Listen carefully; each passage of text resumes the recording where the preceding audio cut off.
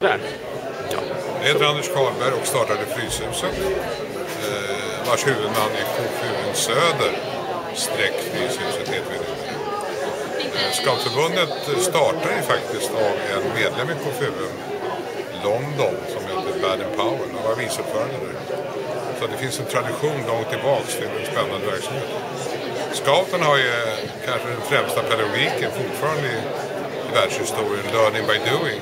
Men det enda som jag tycker jag vill skicka med är att man måste datera upp kanske kläderna, datera upp rekryteringsbasen och göra som man gjorde från början, vara de som är ute i de där förorterna i London och System och det är det som är besvärligast. Den basen tycker jag Scout har tappat.